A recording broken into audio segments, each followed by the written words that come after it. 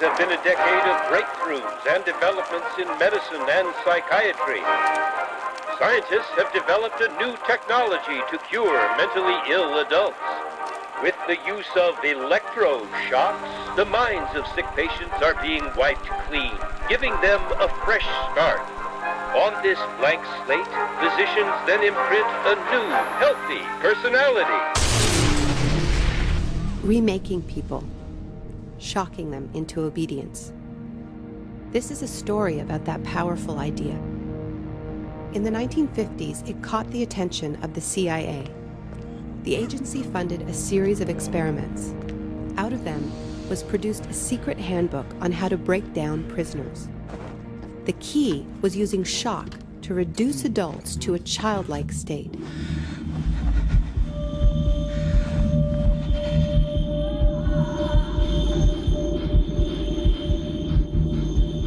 It's a fundamental hypothesis of this handbook that these techniques are in essence methods of inducing regression of the personality. There is an interval, which may be extremely brief, of suspended animation, a kind of psychological shock or paralysis. Experienced interrogators recognize this effect when it appears, and know that at this moment the source is far more open to suggestion, far likelier to comply than he was just before he experienced the shock.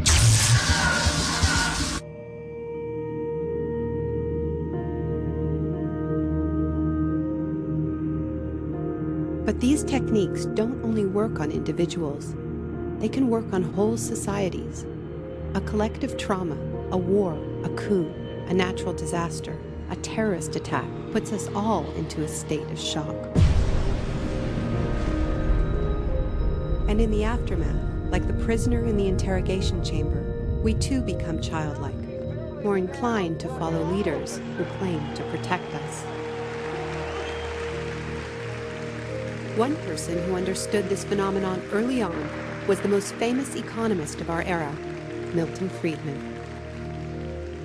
Friedman believed in a radical vision of society in which profit and the market drive every aspect of life, from schools to healthcare, even the army. He called for abolishing all trade protections, deregulating all prices, and eviscerating government services. These ideas have always been tremendously unpopular, and understandably so. They cause waves of unemployment, send prices soaring, and make life more precarious for millions. Unable to advance their agenda democratically, Friedman and his disciples were drawn to the power of shock. The subject should be rudely awakened and immediately blindfolded and handcuffed. When arrested at this time, most subjects experience intense feelings of shock, insecurity, and psychological stress. The idea is to prevent the subject from relaxing and recovering from shock.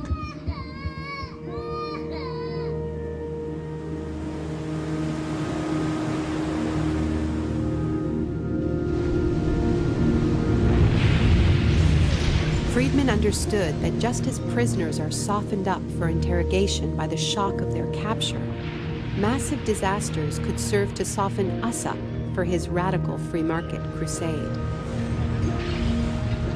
He advised politicians that immediately after a crisis, they should push through all the painful policies at once before people could regain their footing. He called this method economic shock treatment. I call it the shock doctrine. Take a second look at the iconic events of our era, and behind many, you will find its logic at work. This is the secret history of the free market. It wasn't born in freedom and democracy. It was born in shock.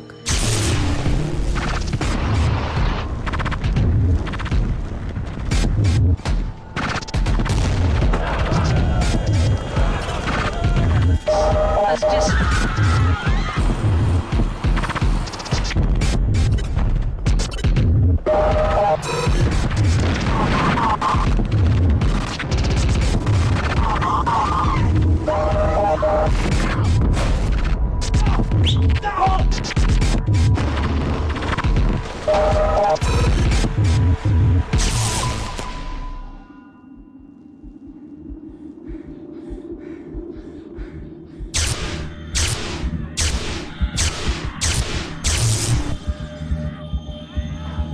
Isolation, both physical and psychological, must be maintained from the moment of apprehension.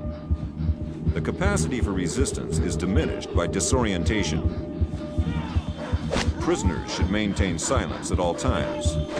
They should never be allowed to speak to each other. There's one other thing I've learned from my study of states of shock. Shock wears off. It is by definition a temporary state. And the best way to stay oriented, to resist shock, is to know what is happening to you and why.